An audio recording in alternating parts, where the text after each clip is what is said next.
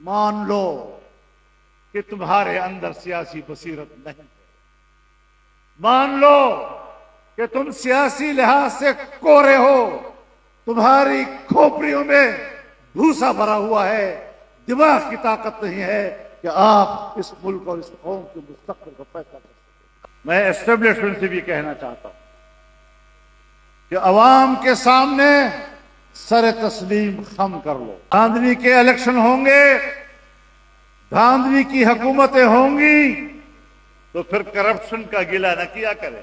انہیں کیوں مجبور کیا جا رہا ہے کہ وہ ایک ہفتے کے نوٹس پہ اسلام آباد پر قبضہ کر لیں؟ ملین مارچ کیا، کوئٹہ میں کیا، حیدرآباد میں کیا، ایک ہفتہ لگے گا اور پورا اسلام آباد ان لوگوں کے ہاتھ میں ہوگا۔ طاقتور قوتیں اپنی طاقت پر اتنا بھی بھروسہ نہ کریں کہ بس وہ آخری قوت ہے اور کوئی قوت ان کو چیلنج نہیں کر سکے گی۔ السلام علیکم ناظرین کرام، آپ کو مکمل ویڈیو دکھاتے ہیں۔ آج مولانا فضل الرحمان نے ایک نئی تاریخ رقم کر دی۔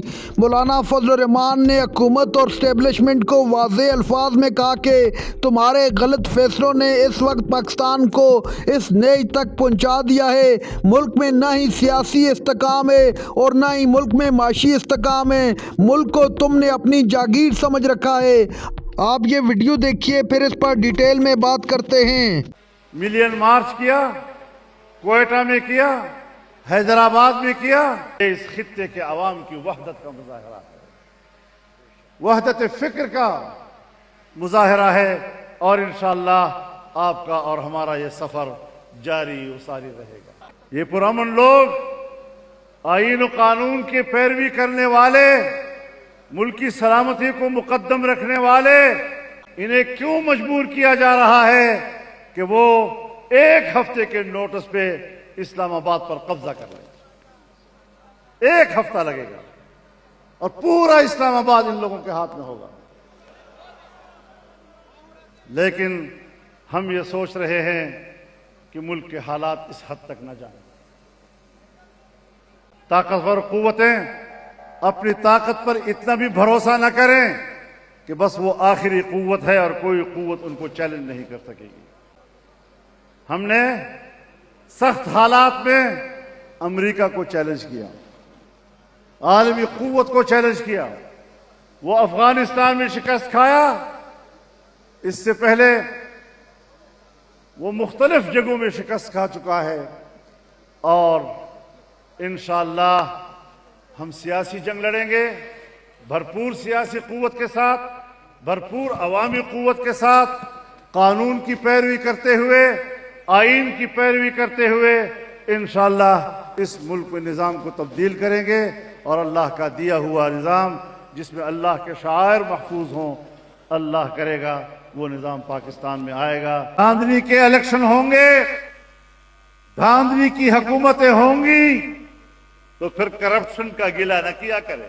ایسے لوگ اقتدار کو پیسہ کمانے کا سنہرا موقع تصور کرتے ہیں، اور آج ہماری حکومتیں اس ماحول کو غنیمت سمجھتے ہوئے قوم کا پیسہ لوٹنے میں مصروف ہیں۔ یہ حکومتیں نہیں چلیں۔ میں اسٹیبلشمنٹ سے بھی کہنا چاہتا ہوں کہ عوام کے سامنے سر تسلیم خم کر لو، عوام کے فیصلوں کو تسلیم کرو۔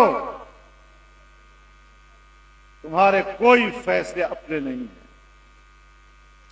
تم نے فاٹا انضمام کا فیصلہ کیا اور فاٹا کو صوبہ خیبر پختونخوا میں ضم کیا۔ آپ نے کہا ہم نے کمال کر دیا۔ آپ نے کمال کیا کیا؟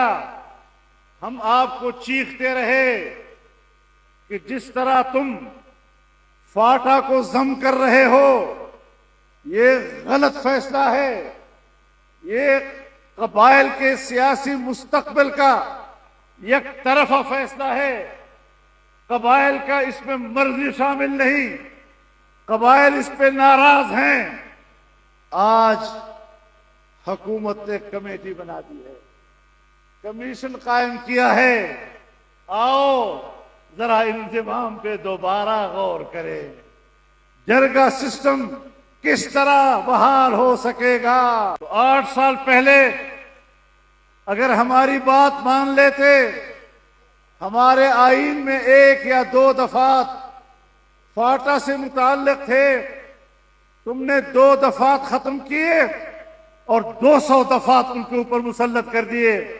न ऐवान में कोई उस पर बहस हुई, और जो मैंने मौक़िफ़ पेश किया था उसके किसी एक फिक्रे का भी मुझे जवाब नहीं दिया गया। आज पछता रहे हो कि हमने गलत फैसला किया था। तुमने फाटा के आवाम और करोड़ों आवाम के मुस्तकबिल का फैसला उनकी मर्जी के बगैर किया, तो पछताना तो पड़ेगा। मान लो कि तुम्हारे अंदर सियासी बसीरत नहीं है।